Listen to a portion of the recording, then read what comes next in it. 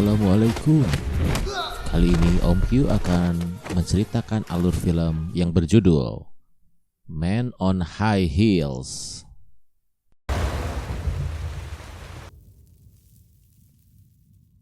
Kisah berawal dari seorang ketua gangster yang bernama Gae-hun bercerita kepada anak buahnya. Pada suatu hari ia berhadapan dengan seorang detektif bernama Yun yang dijuluki dengan manusia 6 juta dolar. Tubuh Yun dipenuhi dengan banyak luka seperti baru kembali dari medan perang. Lalu Yun menghampiri dan memukulnya berulang kali. Gae-hun mengatakan bahwa Yun di setiap aksinya tidak membutuhkan peluru. Ia selalu menggunakan tangan kosong untuk menjatuhkan lawan-lawannya. Tampak Yun mendatangi sebuah klub malam. Ia bertemu dengan seorang gadis yang bernama Jang Mi.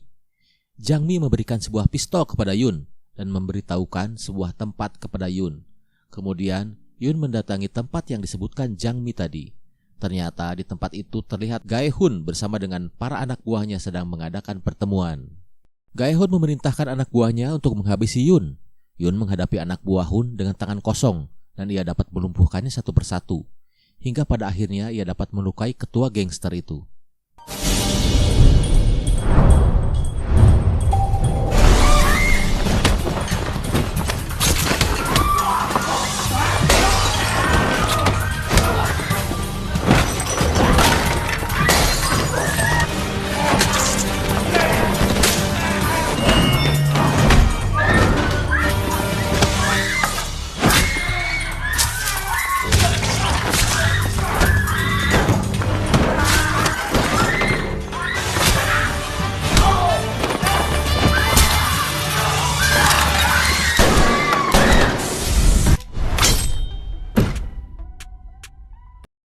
Setelah kejadian di klub itu, Yun mengantar pulang Jang Mi dan tak lupa memberikan jasa informasi kepada Jang Mi.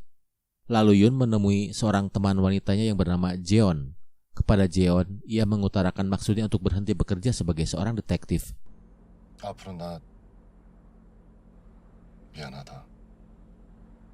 Keesokan harinya di kantor, ketua tim sedang berbicara melalui telepon dengan polisi dari kantor pusat tentang kejadian semalam di klub. Ketua membela tindakan Yun untuk menangkap ketua gangster itu. Yang dikatakannya Yun menangkap kelompok gangster itu hanya menggunakan 2 peluru dan itu telah menekan biaya negara. Adu argumentasi pun sangat sengit. Pada saat ketua sedang beradu argumentasi, Yun malah memberikan sebuah surat pengunduran diri sebagai seorang detektif. Mengetahui Yun akan mengundurkan diri, ketua tim memberikan tugas untuk menangkap seorang penjahat bernama Gang Do. Pada suatu hari di tempat kerja Yang Mi, Yun menawari Jang Mi sebagai informan untuk memata-matai Gang Do sebagai misinya terakhir sebagai seorang detektif. Setelah itu ia mengunjungi sebuah tempat klinik kecantikan untuk memeriksakan keadaan tubuhnya kepada seorang dokter yang bernama Jin. Dokter Jin memberikan sebuah suntikan kepada Yun dan mengatakan bahwa suntikan itu tidak berarti apa-apa apabila Yun sering berkelahi dan melakukan kerja berat. Ia menyarankan kepada Yun untuk melakukan operasi di USA tapi tentunya membutuhkan biaya yang cukup besar. Dan Jin menyuruh Yun untuk menemui seorang transgender yang bernama Wada untuk sekedar berkonsultasi. Apa yang terjadi dengan Yun, untuk apa ia mendatangi klinik tersebut, akan kita ketahui nanti.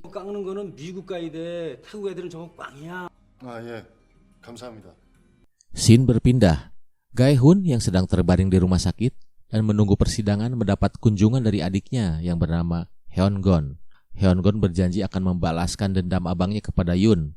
Asisten Gon menceritakan bahwa gengnya rugi miliaran dolar karena tertangkapnya Hun. Semua aset perusahaan disita oleh polisi untuk dijadikan barang bukti di persidangan Hun nanti, termasuk obligasi perusahaan minyak Rusia. Hal ini membuat Gon kesal dan menyalahkan abangnya, namun Gon mengagumi sosok detektif Yun yang telah menangkap abangnya. Menurutnya, Yun sering menyelesaikan kasus besar. Bahkan menurut pengakuannya, Yun pernah menghajar anak buahnya di tengah derasnya hujan tanpa basah sedikit pun.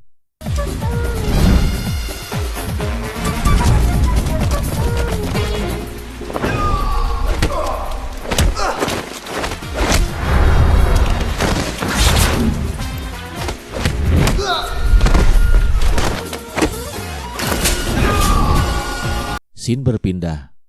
Jang Mi yang diminta Yun untuk memata-matai Gang Do yang sering melakukan pelecehan di tempat parkiran Dalam melaksanakan tugasnya, Jang Mi akan ditemani oleh detektif teman Yun yang bernama Jin Woo dan teman-teman lainnya.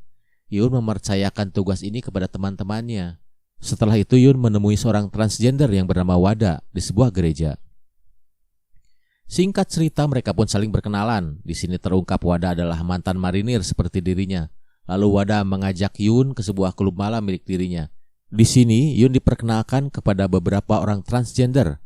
Dan salah satu teman Wada yang bernama Dodo diminta untuk mengajari Yun cara berdandan dan berpakaian seperti seorang wanita. 피부는 아니요, 아직. 다 느껴서 무감해지면 Dari pengajaran Dodo, kemudian Yun mempraktekkan di rumahnya. Sehabis dandan, Yun memberanikan diri keluar apartemen untuk mangkal. Kali aja ada yang tertarik pada dirinya. Tak lama kemudian, ia malah dapat kabar dari Jinwoo yang mengatakan telah menangkap Gandol. Sayangnya Jang Mi mengalami sedikit luka dalam melaksanakan misi itu. Yun segera pergi ke kantor untuk memastikan kondisi Jang Mi. Mengetahui kondisi Jang Mi yang terluka, Yun tidak terima dan melampiaskan kekesalannya kepada Gangdol. 이상하게 아랫도리가 씨발놈. DNA. Dalam perjalanan pulang, Yun teringat masa kecilnya yang sering dibully teman-temannya kalau ia adalah seorang LGBT. Karena lamunannya ini ia mengalami kecelakaan dan dirawat di sebuah rumah sakit. Jinwoo, rekan kerjanya, datang menjenguk dan ia menemukan beberapa suntikan di lengan Yun. Jinwoo mengira Yun adalah seorang pecandu narkoba. Tentu saja Yun menampiknya karena ia bukanlah seorang pecandu narkoba. 그냥 두지 왜? 나 술 안 먹었어. 그거 아니다. 아니야 그런 거. Scene berpindah. Gon yang sedang berada di apartemen milik Yun menyuruh anak buahnya untuk menggeledah seluruh ruangan. Ia berharap menemukan narkoba di apartemen Yun. Tindakannya ini sebagai aksi balas dendam untuk menjebloskan Yun ke dalam penjara. Namun, mereka tidak menemukan apa-apa. Gon segera menyuruh anak buahnya untuk merapikan kembali dan menyuruh anak buahnya untuk meninggalkan tempat itu. Dan Gon punya rencana lain untuk berbicara bisnis dengan Yun. Sesampainya di apartemen, alangkah kagetnya Yun karena mendapatkan Gon telah berada di rumahnya. Gon menceritakan maksud kedatangannya ke apartemen Yun. Ia meminta Yun untuk bergabung dan bekerja sama dengannya. Gon meminta Yun untuk mencarikan surat obligasi dengan Rusia milik abangnya yang telah disita oleh polisi. Dan Gon akan memberikan bonus yang sangat besar kepada Yeon Kuswoyo. Keesokan harinya, Yun kembali menemui Wada dan ia diberikan rincian biaya untuk melaksanakan oplas di USA yang memakan biaya hingga $20.000. Yun yang mendengarnya menjadi galau karena ia tidak mempunyai uang sebanyak itu. Scene berpindah. Di rumah sakit, Hun mendapat kunjungan dari kejaksaan yang menerangkan Hun akan mendapatkan keringanan hukuman. Tapi dengan syarat ia harus membujuk adiknya untuk menyerahkan diri kepada kepolisian atas tindakan kriminal yang dilakukannya. Sedangkan Yun yang ikut dalam kunjungan itu kepikiran atas tawaran Gon semalam tentang surat obligasi. Terbersitlah ide untuk mencarinya di dalam arsip barang bukti milik Hun. Malamnya Yun pun pulang ke apartemen. Ia mendapatkan Jang Mi telah menunggu di depan pintu apartemennya. Di dalam hatinya Jang Mi menyimpan rasa cinta terhadap Yun. Tapi ia malu untuk mengungkapkannya. Namun sikap Yun tetap cuek walaupun ada seorang wanita cantik di hadapannya. Jang Mi merasa heran dan menanyakan kepada Yun kenapa Yun sangat memperdulikannya di sini. Yun pun bercerita ia mengenal Jang Mi sebagai adik temannya yang merupakan kekasihnya semasa kecil yang meninggal dunia karena bunuh diri. Ia melakukannya karena tidak mau terpisah dengan Yun yang pada saat itu akan pindah ke lain kota. Dan sejak saat itu Yun bersumpah akan melindungi Jang Mi seperti adiknya sendiri. Esok harinya, Yun mendatangi Gon untuk melaporkan bahwa surat obligasi yang dicarinya telah ditemukan. Tapi surat itu akan diberikan setelah persidangan Hun selesai. Yun tidak berani untuk mencuri barang bukti kepolisian. Atas informasi itu, Yun meminta imbalan kepada Gon. Gon yang mendapat informasi ini malah curiga dengan sikap Yun yang berubah. Yun yang dikenal super cuek namun sekarang bisa diajak kerjasama.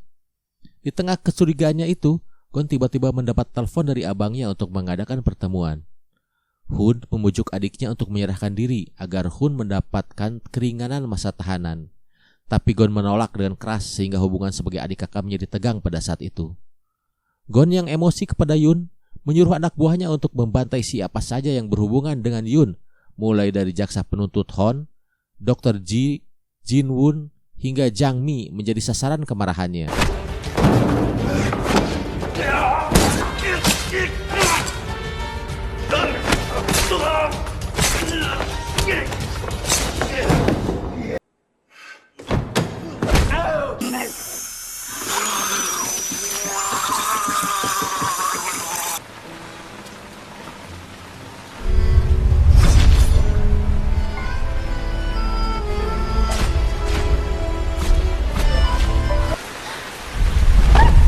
Hingga keesokan harinya ketika Yun yang hendak terbang ke USA untuk melakukan oplas, tanpa sengaja mendapat kabar kalau sahabatnya Jin Woo telah dibantai oleh kelompok gangster.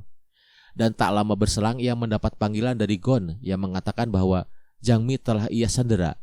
Yun pun membatalkan penerbangannya dan memutuskan untuk menemui Gon dan menyelamatkan Jang Mi.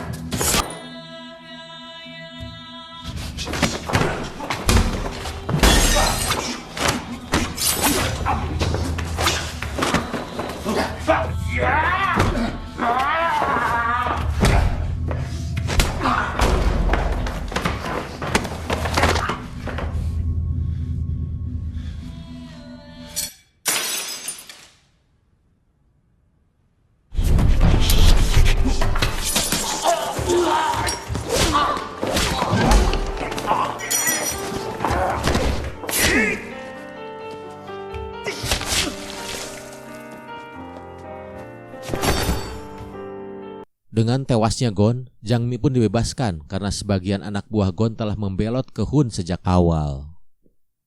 Ini adalah upaya Hun untuk mendapatkan keringanan hukuman dengan cara mengadu domba antara Gon dan Yun. Di akhir film, Yun mengurungkan diri untuk melakukan oplas. Semua itu demi Jang Mi yang sudah ia anggap sebagai adiknya sendiri, dan Jang Mi kini telah melangsungkan pernikahan.